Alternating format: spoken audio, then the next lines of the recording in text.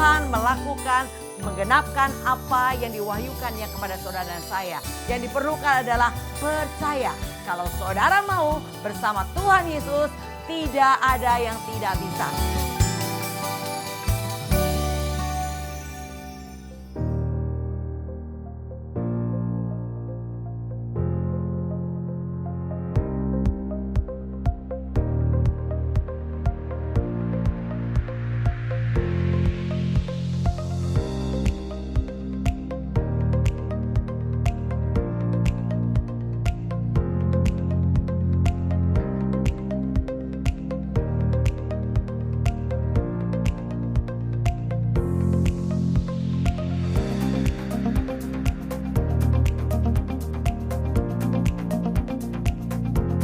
Shalom sahabat penerobos, hari ini kita masuk dalam satu tema bertahan sampai garis finish. Ya, sebelum kita memulainya, mari kita satukan hati kita berdoa.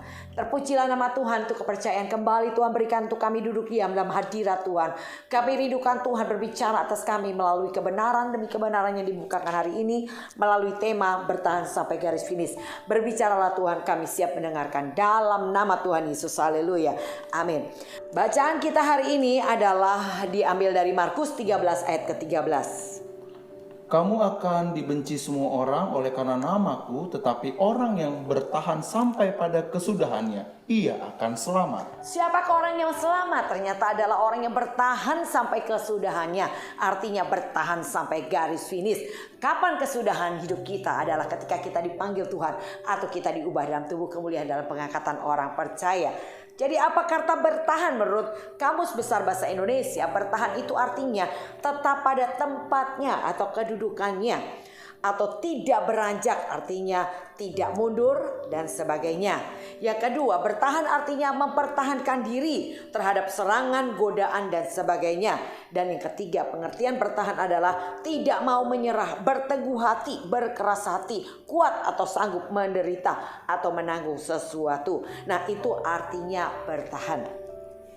Bertahan dalam hal apa, saudara? Jelas dikatakan yang kita harus bertahan hari ini adalah saudara yang melayani tetap bertahan dalam melayani. Karena Tuhan yang mempercayakan pelayanan itu. Saudara harus bertahan dalam beribadah. Kalau hari ini saudara Tuhan tanam dalam gereja lokal, tetap bertahan beribadah di dalam gereja lokal. Saudara yang hari ini rajin berdoa, tetap bertahan berdoa. Seperti Daniel kita belajar tetap berdoa. Walaupun difitnah, walaupun buah singa adalah kengerian yang ada di hadapannya. Ketika ia tetap bertahan, ia tidak pernah berhenti, dia tetap bertahan. Dan dalam pembacaan kitab suci, saudara yang sudah membaca kitab suci teruslah bertekun di dalamnya. Dan itu yang Tuhan mau untuk kita bertahan dalam gereja lokal, dalam berbuat baik, dalam melakukan firman Tuhan. Bertahan tetap melakukan apa yang baik yang saudara Tuhan sudah percayakan hari ini untuk melakukannya, tetap lakukannya. Jangan ada yang membuat saudara berhenti untuk melakukannya. Dan apakah seringkali membuat kita tidak dapat bertahan? Ternyata godaannya itu ada dalam Roma 8 ayat 35. Siapakah yang akan memisahkan kita dari kasih Kristus? Penindasan atau kesesakan atau penganiayaan atau kelaparan atau ketelanjangan atau bahaya atau pedang?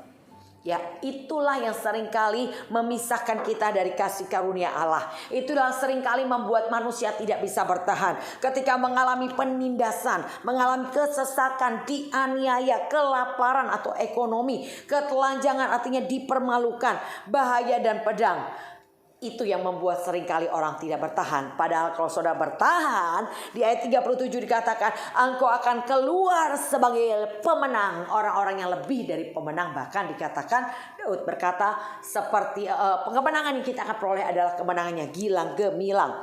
Dan yang kedua, saudara, apa yang seringkali membuat kita tidak dapat bertahan? Yakobus 1 ayat 12. Berbahagialah orang yang bertahan dalam pencobaan, sebab apabila ia sudah tahan uji, ia akan menerima mahkota kehidupan yang dijanjikan Allah kepada barang siapa yang mengasihi dia. Iya, pencobaan seringkali menghentikan saudara untuk bertahan.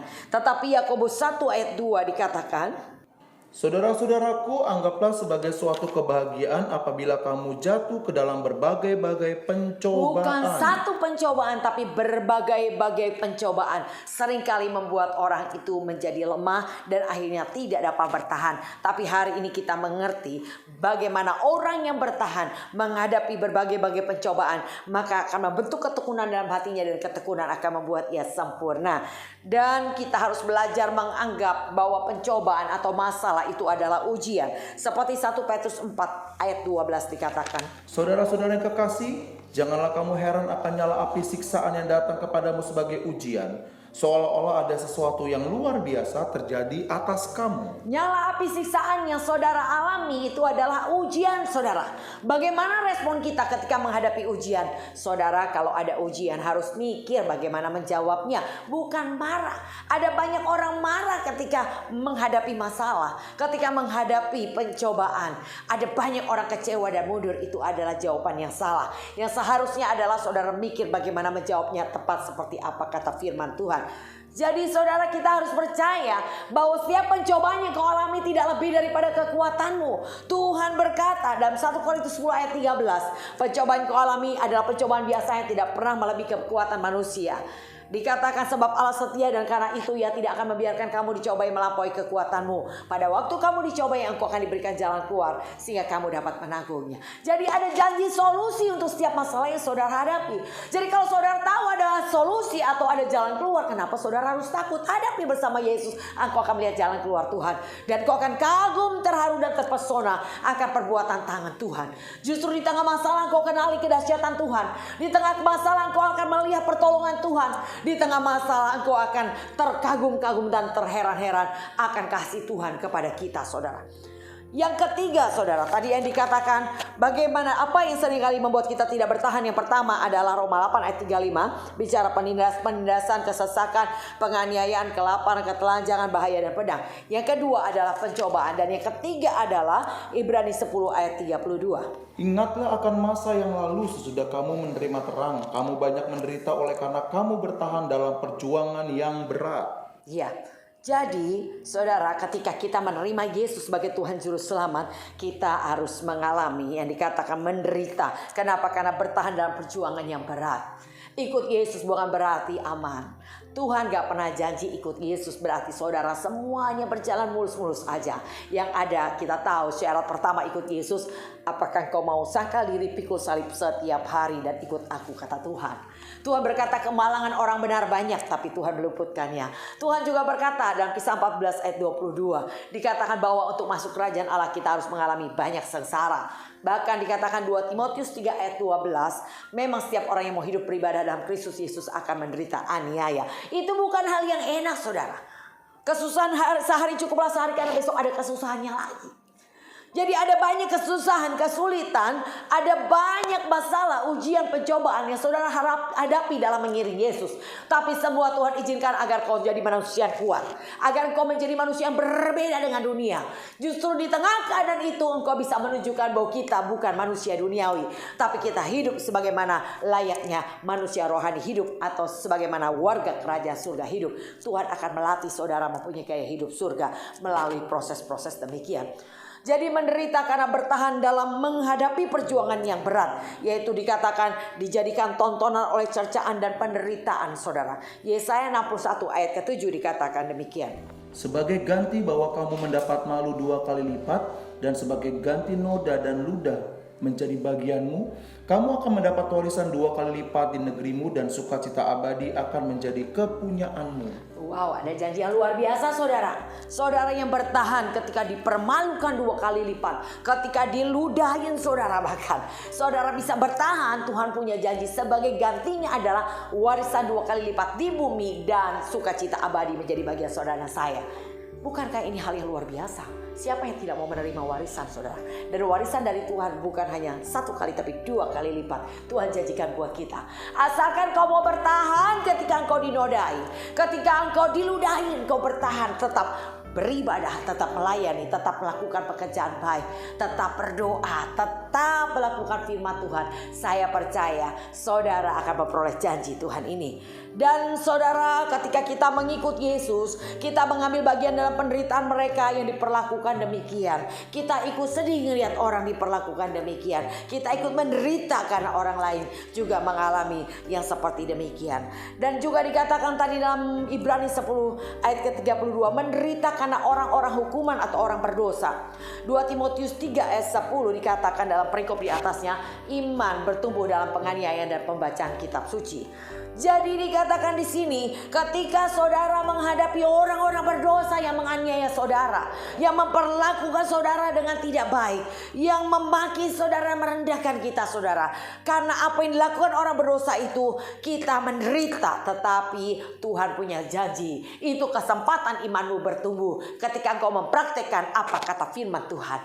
Tuhan berkata, dimaki berkati orang yang maki saudara, dianiaya sabar, difitnah jawab dengan ramah kepada orang yang mau fitnah saudara. Bersyukur kalau kita direndahkan, berarti Tuhan sedang meninggikan kita. Dan kita bersuka cita ketika kita saat ini mungkin dalam keadaan kita gak dihargai, gak dianggap saudara. Disitulah kita punya kesempatan untuk Tuhan sendiri yang akan memberikan upahnya kepada kita. Nah, jadi saudara, ini yang Tuhan mau. Ketika harta kita dirampas, bahkan saudara menerima dengan sukacita karena kita memiliki harta yang lebih baik dan lebih menetap sifatnya. Ada janji saudara bagi setiap kita yang selalu mengucap syukur dalam segala keadaan. Dan apa yang harus kita lakukan dalam bertahan dengan perjuangan yang berat saudara, dikatakan menderita karena melakukan kehendak Allah. Saudara, Tuhan punya janji, Ibrani 10 ayat 35 dan 36. Sebab itu janganlah kamu melepaskan kepercayaanmu karena besar upah yang menantinya. Sebab kamu memerlukan ketekunan supaya sudah kamu melakukan kehendak Allah, kamu memperoleh apa yang dijanjikan itu. Amin. Karena ketika kita menderita, kita melakukan kehendak Allah, kita mendapatkan upah yang besar janji Tuhan. Engkau hanya perlu sedikit waktu lagi, engkau hanya perlu ketekunan supaya engkau setelah melakukan kehendak Allah, engkau menerima janji, yaitu upah yang besar yang disediakan Tuhan bagi setiap kita. Nah, jadi saudara, inilah yang membuat kita berjuang, yaitu penderitaan, aniaya dan kesengsaraan demi kesengsaraan. Tapi kita mengerti hari ini, di balik setiap kejadian yang kita alami dalam tanda petik berupa ujian, pencobaan, masalah, yaitu berupa pergumulan demi pergumulan, harta kita dirampas, gak dianggap, direndahkan. Semua hal itu Tuhan izinkan untuk kita membentuk kita menjadi manusia yang berbeda. Kita bukan manusia duniawi. Ingat saudara, lakukan perintahnya. Roh Kudus memberi kekuatan ketika engkau mau. Dan ketika engkau terus bertekun melakukannya, akan membentuk gaya hidup yang baru, yaitu gaya hidup surga dalam kehidupan saudara. Ketika saudara mempraktekkan isi daripada firman Tuhan, mempraktekkan kebenaran demi kebenarannya pada saat engkau menghadapi kemalangan, penderitaan, aniaya dan kesengsaraan. Saudara, itulah proses pengujian dan pembentukan saudara, yang membentuk kita menjadi manusia yang berbeda dengan dunia. Karena saudara dipanggil dari dunia, bukan menjadi warga dunia, tapi menjadi warga kerajaan surga. Tunjukkan bahwa saudara berbeda dengan dunia. Kalau engkau hanya bisa mengasihi orang yang mengasihimu saja, apa bedanya? Pemungut cukai bisa melakukan demikian. Tapi kau harus berbeda, kata Tuhan dalam Matius 5 ayat 44. Kata Tuhan Tuhan berkata, kasihlah musuhmu dan berdoalah bagi orang yang menganiaya kamu. Nah, ini Tuhan mau kita melakukan hal yang demikian. Bagaimana caranya supaya kita bisa bertahan sampai garis finish saudara? Karena rintangan, cobaan, ujian, masalah itu membuat kita sulit untuk kita terus maju dan melangkah. Nah, kita belajar di sini yang harus kita lakukan pertama adalah hadapi setiap proses dengan melibatkan Tuhan. Saudara pasti memperoleh kemenangan. Ada beberapa ayat saya catat di sini dalam Mazmur 20 ayat ke-6. Sekarang aku tahu bahwa Tuhan memberikan kemenangan kepada orang yang diurapinya, dan menjawabnya dari sorganya yang kudus dengan kemenangan yang gilang gemilang oleh tangan kanannya. Kemenangan bukan biasa, kemenangan yang gilang gemilang. Bahkan Mazmur 37 ayat ke-5 dikatakan, serahkanlah hidupmu kepada Tuhan dan percayalah kepadanya, dan ia akan bertindak. Iya, serahkan, percaya, Tuhan yang akan bertindak. Ulangan 1 ayat ke-30. Tuhan Allahmu yang berjalan di depanmu, dialah yang akan berperang untukmu, sama seperti yang dilakukannya bagimu di Mesir di depan matamu. Tuhan yang berperang bagi saudara dan saya. Dan ulangan 3 ayat 22. Janganlah takut kepada mereka, sebab Tuhan Allahmu dialah yang berperang untukmu. Amin.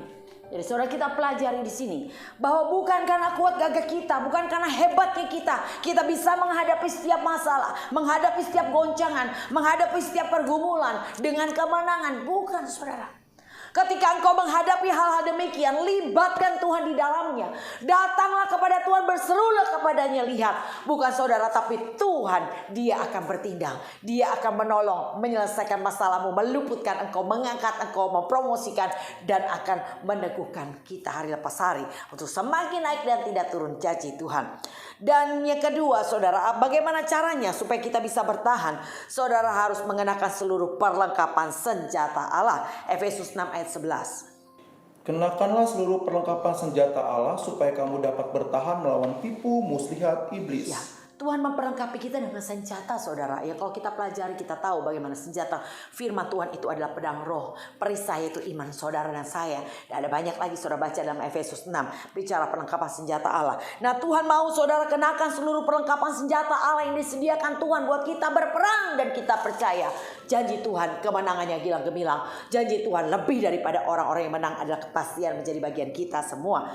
Yang ketiga, saudara harus berusaha sungguh-sungguh untuk menambahkan seperti yang dikatakan 2 Petrus 1 ayat 5 sampai 11. Engkau harus sungguh-sungguh berusaha menambahkan kepada imanmu kebajikan, pengetahuan, kesalehan, ketekunan, penguasaan diri, dan kasih akan saudara seiman, kasih akan semua orang. Jelas Tuhan katakan begini, kalau itu ada padamu, artinya saudara adalah orang yang berusaha sungguh-sungguh menambahkan. Maka Tuhan bilang ada 5 janji Tuhan yang digenapi dalam kehidupan kita semua. Yang pertama, engkau akan dibuat semakin giat. Ketika engkau makin berusaha sungguh-sungguh menambahkan, engkau akan dibuat semakin giat dan bahkan berhasil dalam pengenalan akan Allah. Dan dikatakan kita akan semakin teguh dalam panggilan. Kita akan mengerti Tuhan memanggil kita di mana. Dan bahkan dikatakan kau tidak akan tersandung. Mau diapain aja, mau diperlakukan dengan tidak adil, mau gak dianggap atau direndahkan, saudara tidak tersandung. Saudara akan tetap bertahan dalam posisi saudara. Dan bahkan dikatakan engkau akan masuk surga. Dikatakan mendapat hak mutlak untuk masuk kerajaan kekal. Ada kepastian. Nah saudara, 3 hal ini saudara kita pelajari. Dan yang keempat adalah saudara harus belajar penuh kepada Tuhan. Percaya penuh kepada Tuhan akan rancangan Tuhan yang kita tahu. Yeremia 29 ayat 11. Aku tahu benar rancangan yang ada padaku untuk kamu, kata Tuhan. Rancangan Tuhan bukan kecelakaan, tapi damai sejahtera dan hari depan yang penuh harapan. Jadi yang diperlukan adalah percaya. Apapun yang kau hadapi, alami, tujuan akhirnya adalah hari depanmu pasti penuh harapan. Jadi jangan berhenti karena masalah yang ada di depanmu. Engkau harus lewati masalahmu dengan kemenangan, yaitu bertahan saudara dengan posisi saudara hari ini. Apa yang Tuhan percayakan hari ini, tetaplah biarlah saudara memohon kepada Tuhan dan kemurahannya, agar saudara tetap layak dan berkenan mendekat kepada Tuhan, layak dan berkenan melayani Tuhan. Karena kita bisa melayani bukan karena kita mau, tapi karena kepercayaan yang Tuhan berikan kepada kita. Karena anugerah kemurahannya ada pada saudara saya. Tetaplah ada dalam kemurahan Tuhan. Tetaplah tinggal di dalam Tuhan. Ada satu janji, aku akan kuatkan dan engkau akan bertahan di tengah godaan cobaan apapun. Aku akan tetap bertahan berdiri karena kekuatan Tuhan yang menyertai kita semua. Jadi mengucap syukurlah saudara senantiasa. Nah ini yang Tuhan mau. Ketika kau menghadapi apapun, mengucap syukurlah senantiasa karena kita percaya Tuhan membuat segala sesuatu untuk tujuannya masing-masing. Terlebih ketika engkau pagi hari datang kepada Tuhan. Engkau datang pagi hari menyembah Tuhan, menyerahkan hidupmu kepada Tuhan. Percayalah apapun yang terjadi sepanjang hari, Tuhan izinkan karena Tuhan punya tujuan-tujuan tertentu. Dan tujuan Tuhan kembali saudara harus percaya, tidak pernah kecelakaan. Tapi Tuhan mempunyai tujuan memberi damai dan hari depanmu yang penuh harapan. Yang diperlukan adalah ketika engkau menghadapi rintangan, menghadapi ujian dan masalah, datanglah kepada Tuhan. Ketika masalahmu berat, tersungkurlah kepada Tuhan. Ketika masalahmu terlalu berat, maka tiaraplah kepada Tuhan. Dan percayalah, Tuhan pasti tolong saudara. Tuhan sudah punya solusi untuk setiap masalah yang Tuhan izinkan terjadi di depan saudara. Saudara hanya perlu memandang kepada Tuhan. Fokus pandang matamu tertuju kepada Tuhan. Belajar abaikan kehinaan dan terus tekun pikul salibmu. Tetap tekun pikul salibmu. Bertahan dan bertahan. Di posisi yang Tuhan percayakan hari ini, tetaplah bertahan. Tuhan berkata apabila engkau setia dalam perkara kecil, Tuhan akan percayakan perkara lebih besar. Barang siapa dapat bertanggung jawab dengan tanggung jawab yang kecil, Tuhan akan percayakan saudara tanggung jawab yang lebih besar. Dan ini akan terus dipercayakan sampai kau menjadi saksiku, kata Tuhan, di Yerusalem, Yudea, Samaria, sampai ke ujung bumi. Dan yang kelima saudara, jangan pernah mengurangi apalagi berpikir mundur. Saudara harus punya keteguhan hati seperti Yesaya 50 ayat ke-7. Tetapi Tuhan Allah menolong aku, sebab itu aku tidak mendapat noda. Sebab itu aku meneguhkan hatiku seperti keteguhan gunung batu, karena aku tahu bahwa aku tidak akan mendapat malu. Ya, saudara harus punya keteguhan hati. Percaya bahwa apapun yang Tuhan izinkan untuk kebaikan kita, jangan pernah mengurangi apalagi berpikir mundur. Karena kita tahu Ibrani 10 ayat 39 dikatakan ayat 38 dan 39.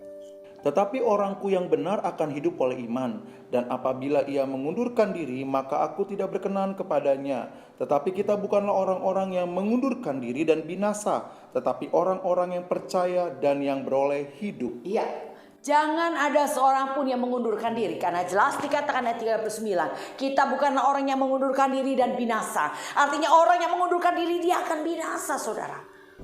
Ingatlah kepercayaan yang Tuhan percayakan. Hendaklah saudara dapat dipercaya dan bertanggung jawab. Lanjutkan dan selesaikan. Jangan berhenti melayani Tuhan hanya karena orang lain mengecewakanmu. Karena mereka melakukan tidak seperti yang engkau mau. Sehingga akhirnya engkau mengundurkan diri. Itu suatu kesalahan yang fatal. Karena bukan saudara yang memanggil, bukan karena saudara yang memilih tempat di mana saudara berada hari ini dalam komunitas rohani.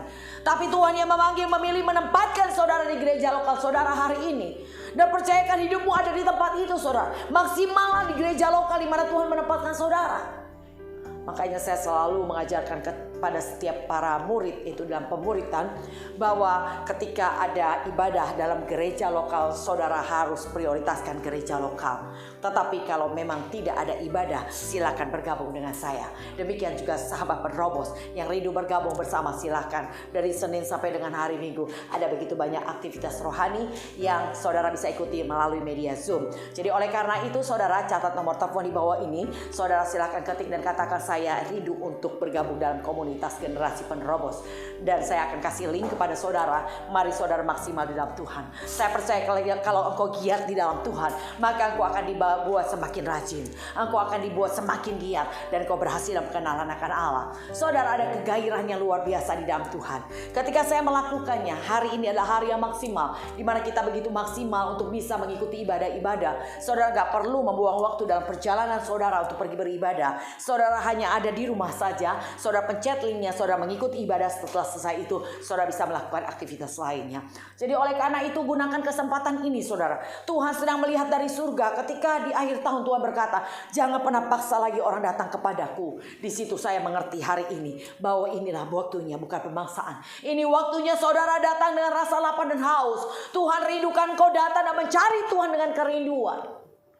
Ketika seorang berkata, dari salah seorang penonton sahabat penerobos ini, beliau katakan, saya rindu untuk ikut bergabung, dan saya mulai kasih linknya. Gak semua yang berkata saya mau ikut bergabung saudara. Tapi ada beberapa orang yang benar-benar sungguh-sungguh maksimal. Dia ikuti setiap hari doa pagi. Dia ikuti Senin sampai Jumat ibadah persekutuan doa. Dia ikuti pemuritan Selasa dan Kamis. Ketika mereka mengikuti, mereka katakan mereka diubahkan. Mereka begitu bergairah dan semakin bersemangat, saudara.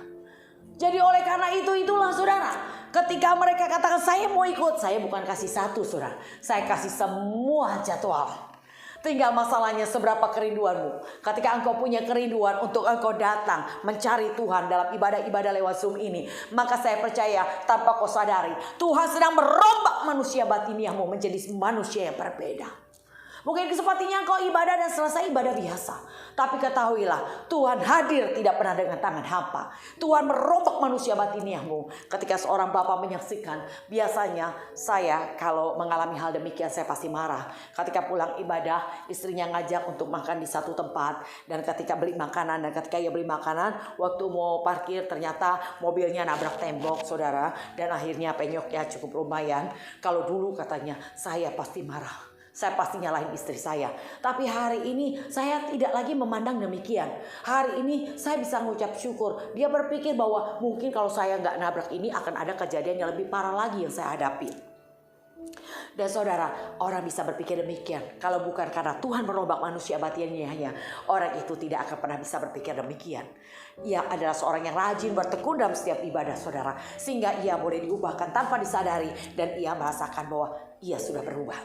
Jadi oleh karena itu saudara, saya percaya Tuhan hanya berkata, carilah Tuhan maka engkau akan hidup. Tuhan berkata, mari sendekkan telingamu dengar. Tuhan berkata, pilihlah kehidupan supaya engkau dan seluruh isi rumahmu hidup. Caranya adalah kasihi Tuhan dan juga dengar suara Tuhan. Ketiga, berpaut kepada Tuhan.